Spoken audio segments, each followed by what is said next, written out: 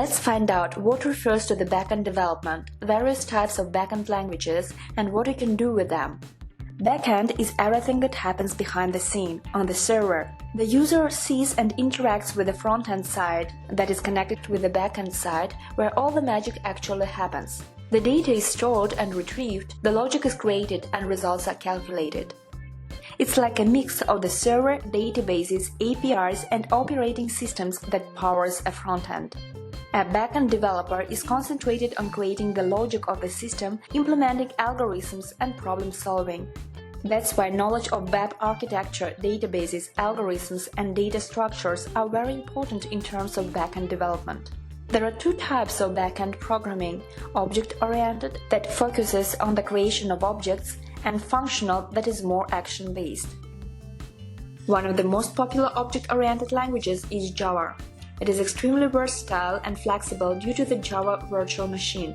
It is popular and has a large community, although it's not that easy, especially for beginners.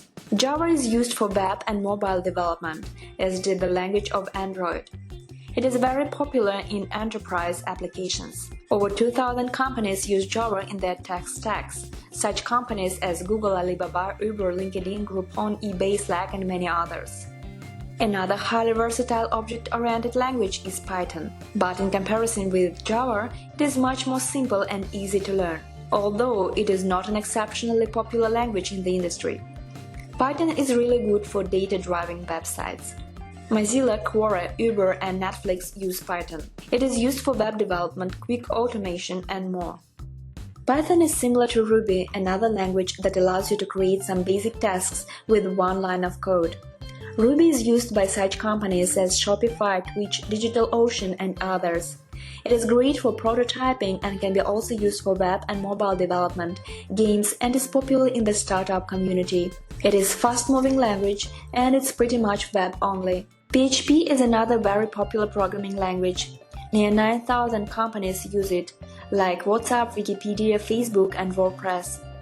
It is easy to learn even for beginners, it has a huge community, but mainly it is used for web apps. C++ is extremely powerful, but it's extremely huge and its various features interact in horribly complex ways. Mainly used for lower-level system stuff, operating systems, and is popular in game development. JavaScript is a language that can be used for front-end and back-end sides. That's why it's extremely popular, has a large community, and is an excellent choice for beginners. It allows you to build web and mobile app, games, web servers, and etc. And it is used by over 5,000 companies such as Airbnb, Instagram, and eBay.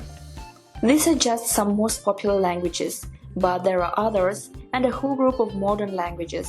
While choosing the language to learn, it is important to look at the popularity of the particular language in terms of its usage. More common languages gain more support through the community, have better job opportunities, and more projects available.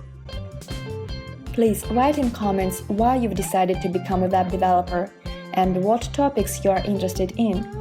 And if you want to be the first to watch such free educational videos, please don't forget to like and subscribe to my channel. Have a good week and see you next Tuesday.